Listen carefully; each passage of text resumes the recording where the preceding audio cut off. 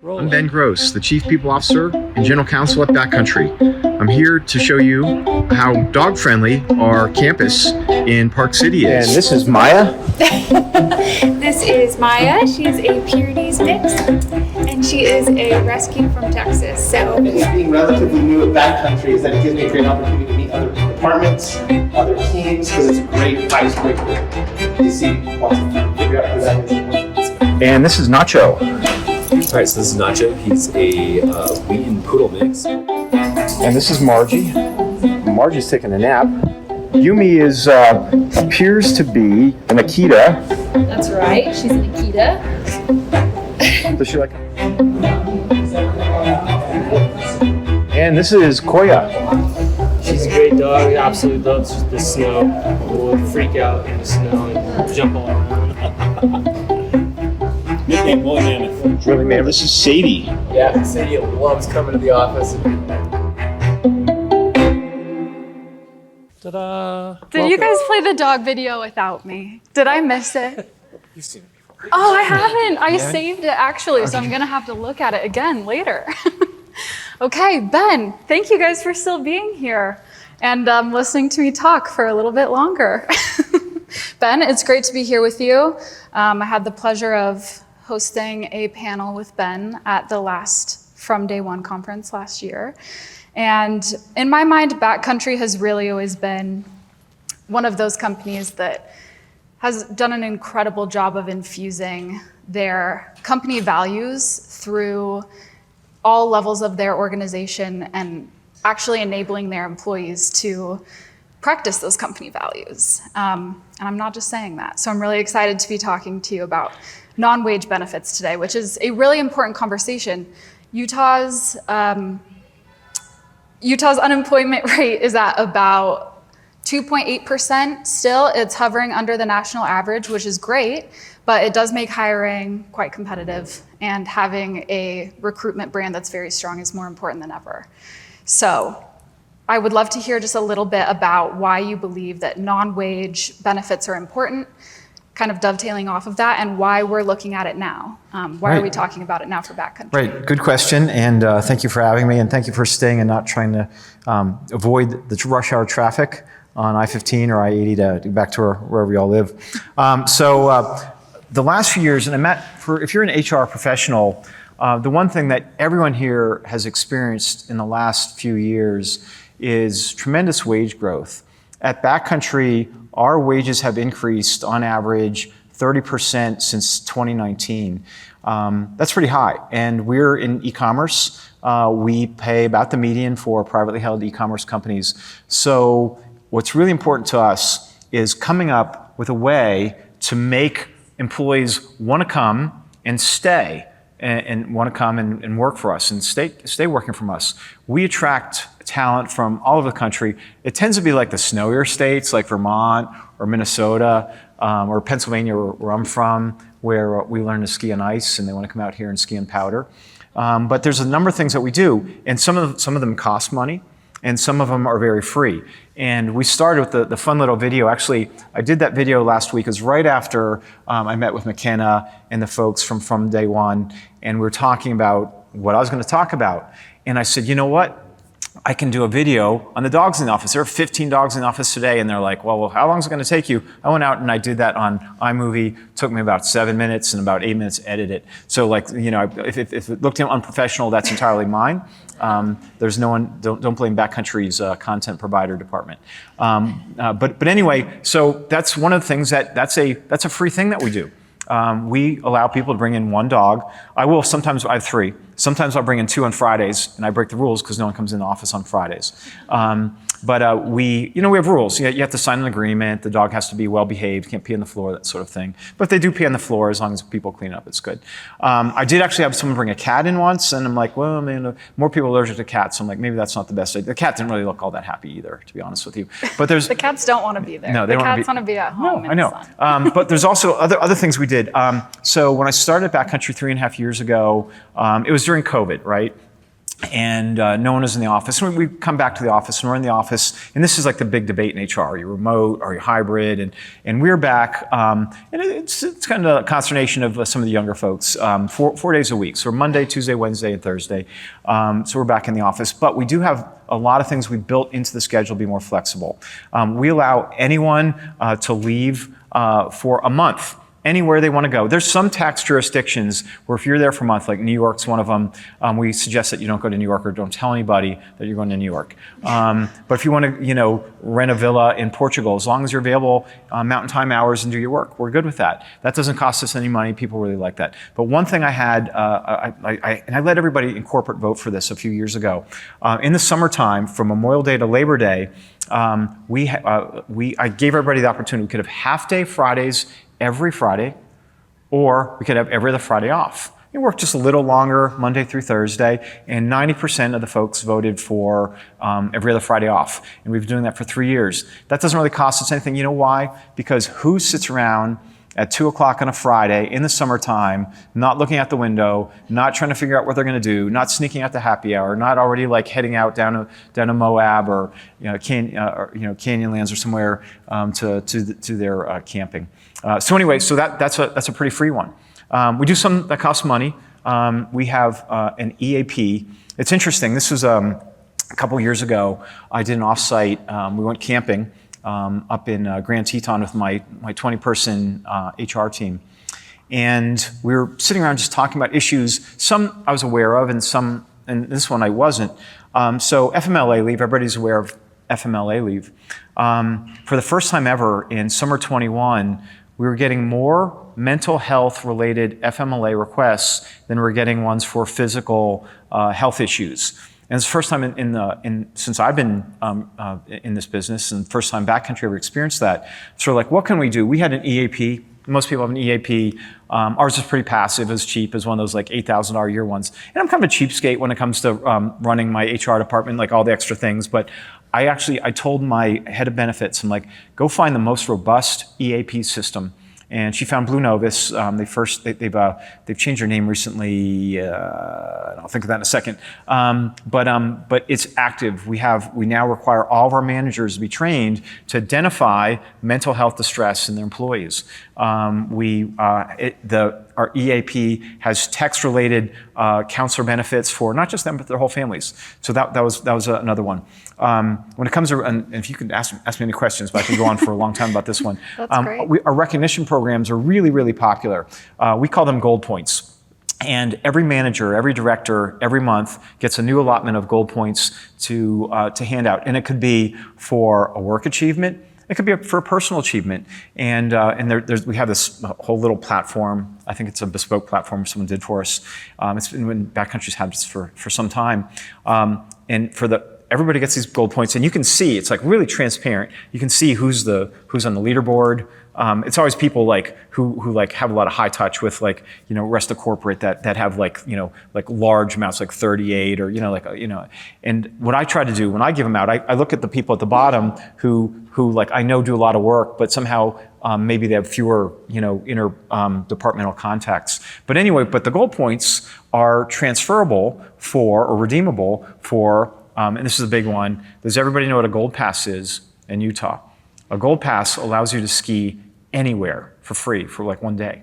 And we have 15 of those. And that's for our warehouse employees, that's for our customer service, our gearheads, and that's for corporate. And we have a whole reservation system. You have to you can't reserve more than 30 days out. You can't get more than 2 at a time. So you can't get them for your whole family when they come in from St. George and want to use them. But anyway, really nice benefit. But not everybody skis.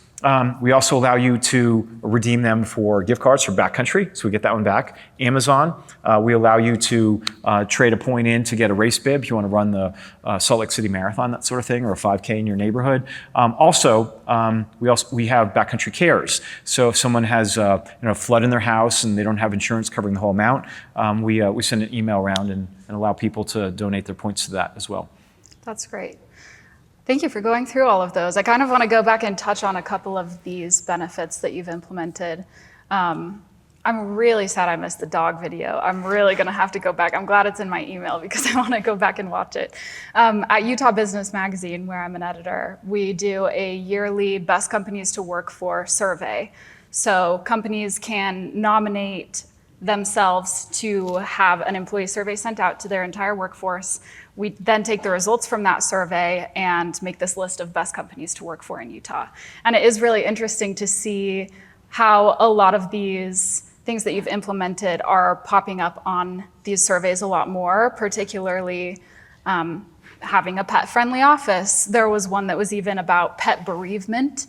If your pet passes away and you want to take time off for that, then I don't remember which company it was, but they offer time off for that. I think it's really interesting just to show that when you care about what your employees care about and you care about their lives and their personal lives, then they give you that loyalty back in return. And how many puppies did you say you have in the office? In the office, on a typical day, like today before I left the office, there are probably, I didn't do a whole tour, but there are at least 12. I love that. Yep. Imagine choosing between two places to work and you could bring your Right. dog to one and you couldn't bring your dog to the other. Of course, I would choose to bring my dog to the office and Right, choose right. that place. Right. That's great. I would love for you to talk a little bit too about how you enable this spirit of adventure in your employees. I believe you said during our call that you have employees that are base jumping before work, which to each his own, that is so terrifying and quite dangerous. But I think it's very neat to see how Backcountry has taken the same values that are important to Backcountry customers and made it so that their employees could practice those same values. Right. I think it's a really good question. Every company has a different culture, and I get that. The Backcountry culture, and I've been in retail, I've been in corporate retail probably since 2004, so a long time. And sometimes the cultures are just kind of a little boring. Sometimes they're very like buttoned up. And I know the whole work, like most workplaces are now pretty casual. Like this, I don't usually wear collared shirts to work, but I did because I knew I was going to be on stage today. But people wear t-shirts. They look like they just got done hiking, that sort of thing. But we're authentic. I'll give you an example. Inauthentic, this is a crazy, true story. So I'm a lawyer too. I'm also the general counsel of the company, not just the chief people officer. And so my first job was in a law firm in Savannah, Georgia. And one of our clients was Carson Products. I don't know if anybody knows what Carson Products is. They make black hair care. I was mortified and shocked to learn when I was doing some legal work for them that their entire board of directors were like these old white guys. And I'm like, what do any of them like have? Like, there's no authentic feel for a company that is one of the leading manufacturers of black hair care. I thought it was really interesting. It's like the Barbie movie, the room full of men. Exactly, it's kind of like that. Backcountry, you would not go in and at all wonder why people worked at Backcountry. Everybody does stuff. Not everybody's an expert at it, but there are some. And so we try to cater like whether it's a powder day, when it snows a lot, we know people are looking out the window because like that's why we have a lot of Utah natives at Backcountry, but we have people move from everywhere else, and a lot of them are they're ski bums, dirtbag skiers. Like we joke sometimes that working corporate Backcountry is their side hustle, so people can mountain bike and so they can ski. So if they're looking out the window like longingly, like, well, let's go home. Don't go home. Go to Park City Mountain Resort, which is right across the street. So we do a really good job, I think, catering, our workforce and 85% of our customers. We're talking about the relationship between our customers and the workforce. We did a survey. 85% of the Backcountry customers have dogs. So it's only natural that most of our employees have them. Everyone has a rescue dog or another kind of dog. So part of it is just like understanding your workforce and trying to tailor it the best you can. In a lot of companies, let's do a stereotype. Accountants are boring people. They sit there with their pocket protectors and their slide rules and whatever. And probably offending some accountants, and they'll get back to some other accountants. I'll get canceled. But the fact of the matter is, at Backcountry, we have like all of our accountants, like one's a base jumper. He's a guy with like long hair and a beard. Like I'm like one of the few people I sometimes have a beard. You saw my picture for this, but everybody at Backcountry has a beard. They're all kind of look like they didn't shower like the last couple of days. And they base jump before they go in and do their boring accounting work. I mean, it's like probably the most fascinating group of accountants you've ever seen. Yeah, so not so boring. Yeah, yeah. They've got a secret life you don't know about. Yeah, exactly. So would you suggest, just for the professionals in the room, that surveys might be a great way to find out what is important to their employees? Because maybe some people in this room are sitting here saying, well, you're an outdoor company, so by nature your company has some really fun values and a fun product and really fun employees, and it's maybe easier to know what is important to them. That's a really good question. So, and I was listening to the last panel, and someone brought up engagement surveys. Engagement surveys, climate surveys are so important. Sometimes, for a couple years, we were doing them every other week. Now we do them about 4 times a year, but we do ask everybody, because I don't want to presume that I know it's fun for everybody. Like, we have the stable things that everybody enjoys, but we're always like, would you rather have our traditional adventure party, or would you rather do this? And we do want to get that feedback from everybody. And I think that no matter what, whether you get one off the shelf or you do a bespoke one, I know most of the human capital management programs allow for you to construct your own a climate survey or engagement survey. Really, really important, because maybe if you work at Crumble, like, you like things other than cookies, maybe you like pickleball or whatever, but like you could figure that stuff out. Right. All right. This is a question that hopefully you have an answer to. Just to kind of go back to the non-wage benefit nature of this conversation. What would you say to an employee who maybe is looking at these benefits and saying, well, why don't you just give me a raise? So we get that all the time. And retail, e-commerce is tough, right? And we would like to give everybody massive raises. And actually, when I got there, I had talked the board, we were owned by a private equity company, into increasing the wages 7-8% 2 years in a row. But then at some point, they're like, no more, do with what you have. What I tell employees is that, can you make more money elsewhere? You probably can, but we have a number of what I call the boomerang employees that go somewhere else for more money, and then they come back and like, wow, that was stuffy. Wow, the bosses were like really strict. Wow, there's we have in-office requirements, but we don't have a FaceTime requirement. I have a mom of a 3-year-old that works for me, and if her kid's sick and can't go to daycare, I'm like, I just work from home, whatever. But that's not just mine. That's everybody at the company's attitude. And I've joked with HR professionals at my last company. The grass is not always greener, and often it's not. And the other thing too, for Backcountry, and again, like, I can cheat. Like, we're Backcountry, we give a tremendous employee discount to customers, to our employees. So it's cost plus 20%. So if I could probably attract some of you to work for me with that. You could outfit your whole family, because we sell we sell Levi's, we sell cowboy hats. Of course we sell DPS skis and everything else, but we can outfit you year round. And a lot of our employees, a lot of our gearheads, our customer service reps who are hourly, they will work for us, probably more for the discount than they do for the wages themselves. That's great, and it's great that you have some proof of that, some maybe employees that you can point to say, there's always going to be another place you can go and work and make more money, but that isn't always what work is all about, and the work culture is really important.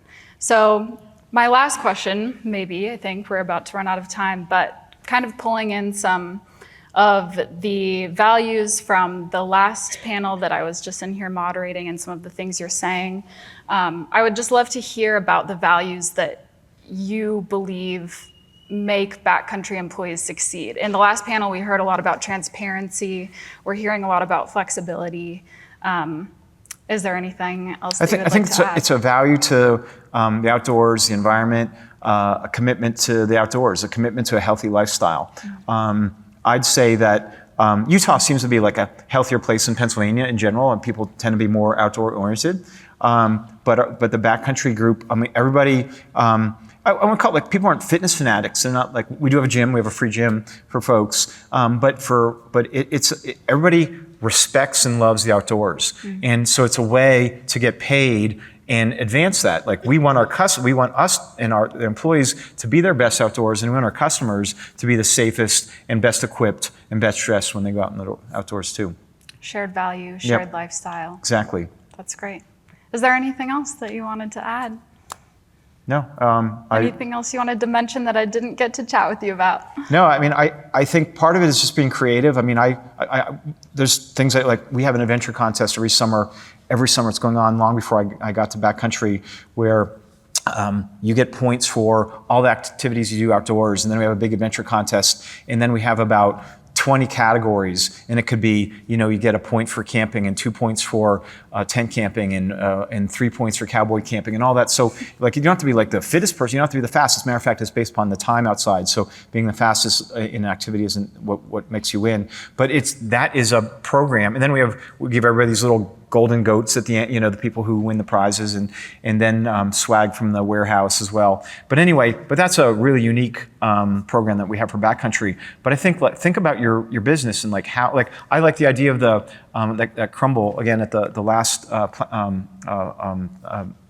panel where they had the snowman making contest, and then they gave the best snowman entrant $1,000.